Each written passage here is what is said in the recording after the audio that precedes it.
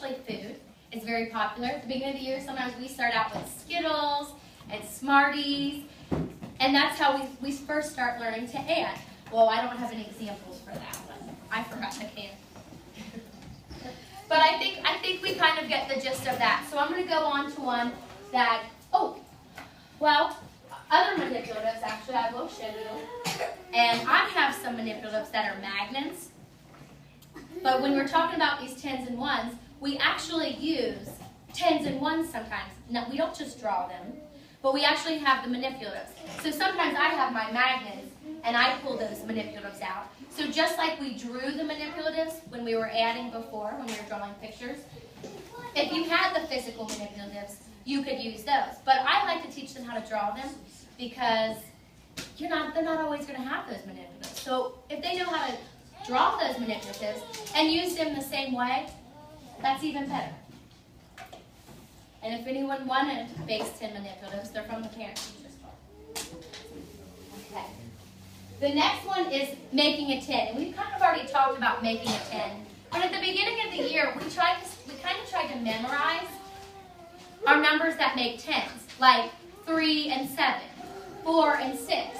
So that when we're adding numbers, we can always go back to that, does it make a 10?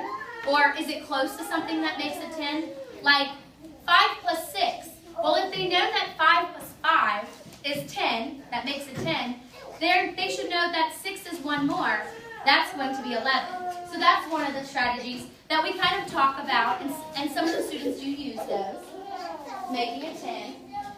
I also have on my list doubles and near doubles. So at the beginning of the year, we did a really awesome doubles rap. We taught the children a rap to try to memorize some of those doubles facts. Now, we don't just like to memorize facts, because we like them to know how to get those answers, and not just memorize them. Like when we were learning, we probably just memorized flashcards, but we didn't really know why 3 plus 4 was 7.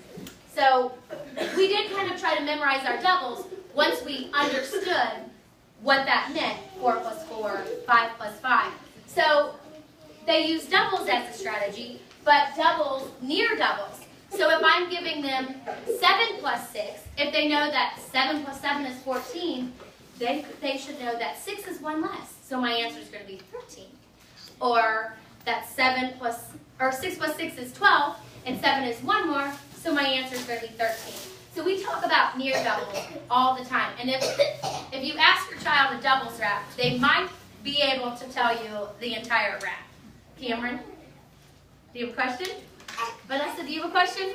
They just really want to volunteer, I think.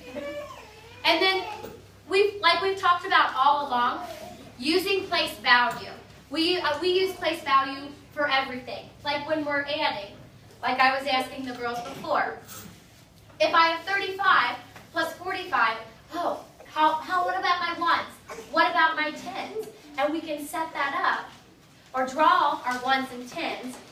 That's place value. Knowing that numbers are made of tens and ones, and even hundreds, that's all part of that place value. I think I went kind of fast because we only had 30 minutes. But does anyone have any questions so far? Okay.